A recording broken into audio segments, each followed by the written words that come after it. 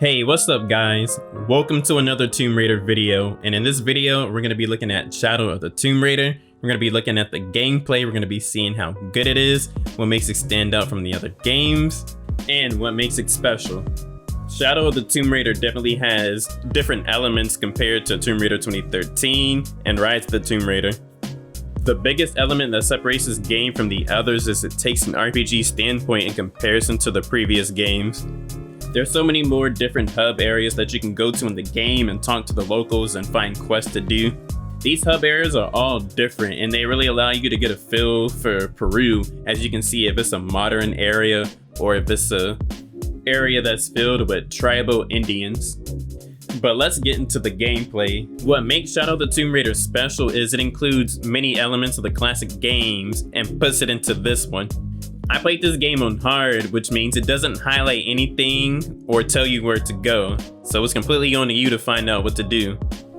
And it really gives me that old classic Tomb Raider vibe of how you have to explore to find out what to do. And believe me when I tell you I was lost at some points in this game, you definitely have to pay attention to the terrain to see what's climbable.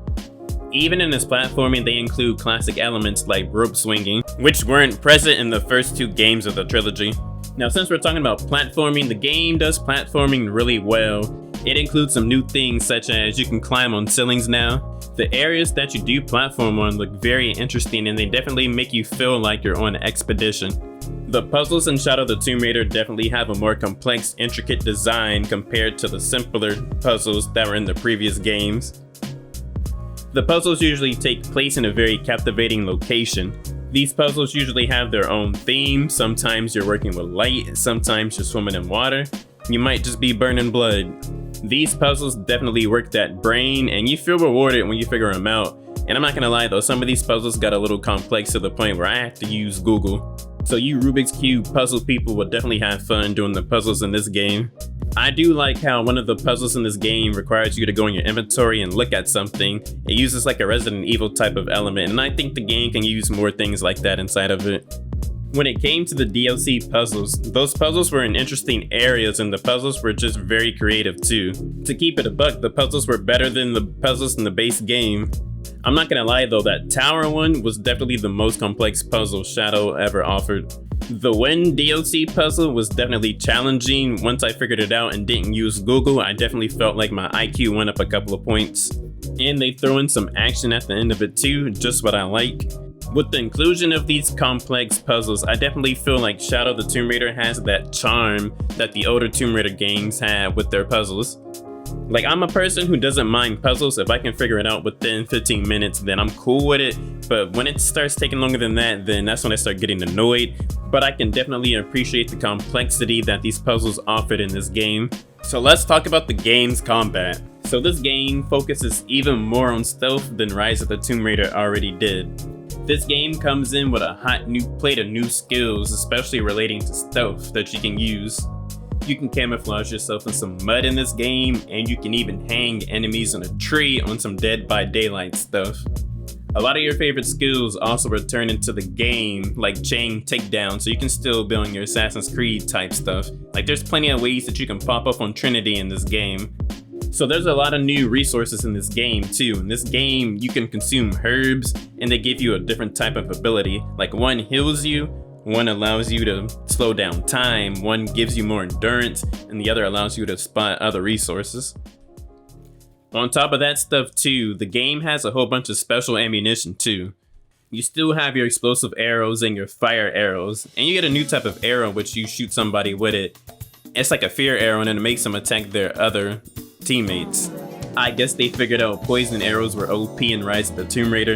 And then the game gives you explosive grenades and it gives you poison grenades with a side of flare rounds for your pistol. So there's definitely a lot of ammunition that you can use to give Trinity that work.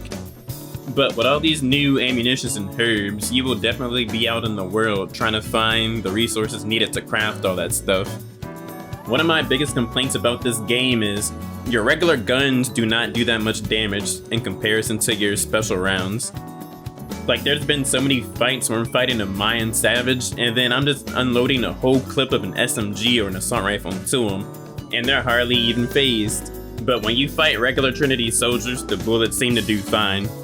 I noticed in this game that you really have to rely on special ammunition, or you have to rely on those herb abilities to win during fights. It kind of makes it pointless to have all that customization towards guns, and then you can't even really make your gun that effective unless you're shooting special ammo. Another complaint I have is the aim seems really stiff. I don't know what it is, but ever since Rise, the aim just gets stiffer, and then in Shadow it's the stiffest. One thing that Shadow really did good, which I complained about in the other previous two games, is the pacing. The game doesn't just flood you with non-stop action, quick time events, run sequences, and fighting. It actually knows how to pace itself and when to tell you to take a break. Although overall the pacing's been improved by a lot, there were some times where I felt like the game was a little bit too slow, and I swear I played for a whole hour and I did no fighting at all.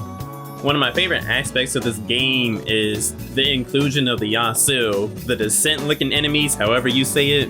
They include a level of horror in the game, and if you know me, I love horror games. The enemies were tough, they were difficult, and they were definitely creepy. I even heard one of them to tell me to scream. Scream.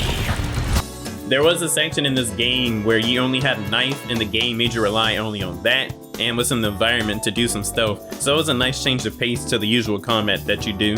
The game definitely pays homage to the older Tomb Raider games with all the animal encounters you get in this game. Tell me why these wolves have a level 999 defense and they're barely getting phased by bullets. Without a doubt, Shadow of the Tomb Raider is definitely the best looking Tomb Raider game out of the new trilogy. The game looks good, the lighting is always on point. Lara's face model is the best looking female model I've seen in any video game character. Her facial animations are just literally 10 out of 10. You can see all the emotion in her face when she talks.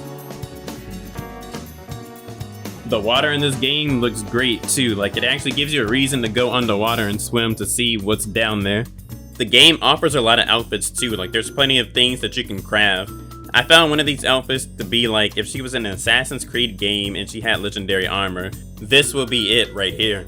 Some of these outfits seem to get my furry rocks off. Did y'all see the way that tail moved?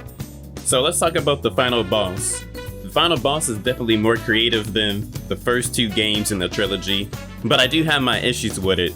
So in the first phase, you have to break fort statue things while there's Mayan savages out there just disrupting you from doing so.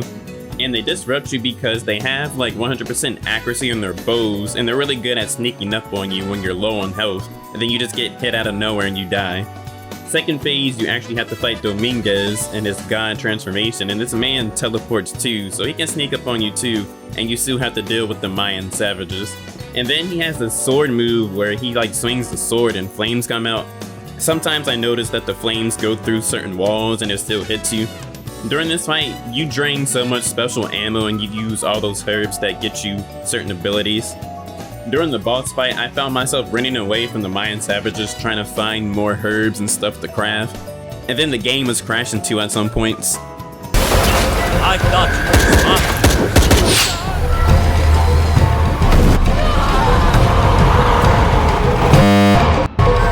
I don't know how many times I had to retry this boss, but it definitely was hard on hard and it took me a lot of attempts.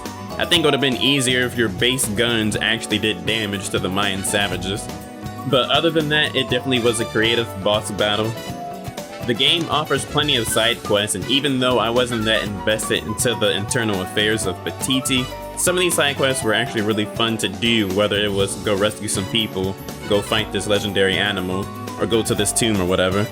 For the few run sequences that were in the game, they looked visually appealing and I think they captivated of what was going on in the plot. So overall, Shadow of the Tomb Raider was a pretty good game. If I was to give it a score, I'd probably give it a 7.5 because visually this game was so more ahead of the other games. For adding all these new elements like the RPG elements, they did a good job, to be honest. They didn't make it suck. Personally, I don't feel like they need to add all those elements in there because I feel like you just need to master a couple of elements because less is always more. They did make Petiti feel alive though, I'm not gonna lie. But I feel like the combat could have been more fluid than what it already is. I feel like Crystal Dynamics actually knows what they're doing because they're probably hip to people who liked the classic games but didn't like the first 2 games of the new trilogy. So by including elements from the classic games, they tried to unite the newer fans and the older fans together. I really feel like this game is the medium between the new trilogy and the classic games. So I actually have hope for a new Tomb Raider game by Crystal Dynamics. Hopefully it plays something like Legend and Underworld, hint hint. At least take more elements from those games. But I really enjoyed Shadow of the Tomb Raider. You can really appreciate Shadow of the Tomb Raider more once you actually played some of the older games. You can see where things came from. But the next Tomb Raider video, we'll be looking at her character in this game.